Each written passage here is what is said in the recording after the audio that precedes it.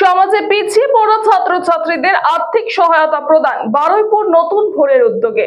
তোমার জয়যাত্রার দীর্ঘ পথের সূচনা হোক আজ নতুন ভোরের স্নেহ স্পর্শে, কেবল উজ্জ্বল ও সফল নয়, মানুষ হয়ে ওঠো।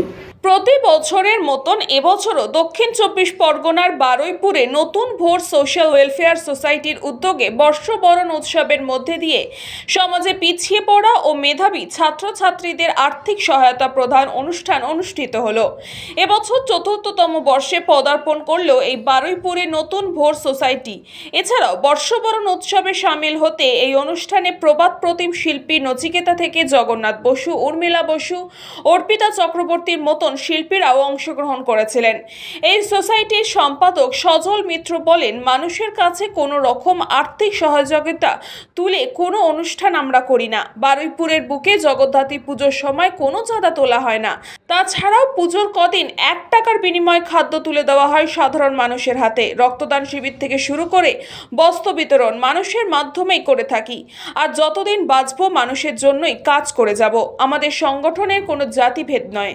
বর্ষবরণের রাজনৈতিক রঙে নয়, বর্ষবরণ শুধু আমাদের অন্তরের ভালোবাসা, তাই এই উৎসব। অর্চনা ভদ্র, শ্রীমন্ত অর্চনা ভদ্র মহাশয়া,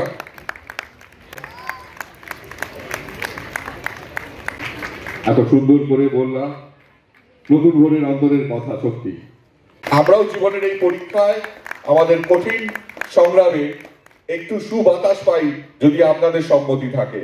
আপনাদের করতালি আপনাদের সম্মতি। আপনাদের সম্মতি পাচ্ছি তো নাকি?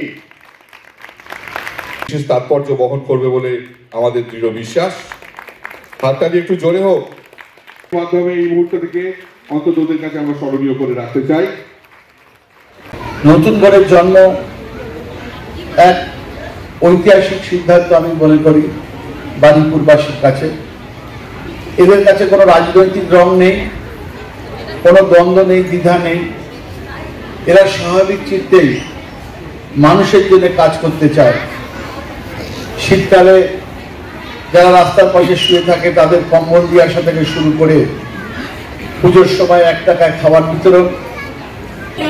নতুন ভোর সোশ্যাল ওয়েলফেয়ার সোসাইটি তার সামাজিক দায়বদ্ধতা এবং সাংস্কৃতিক অনুষঙ্গ মিলিয়ে অনুষ্ঠান আয়োজন করছে।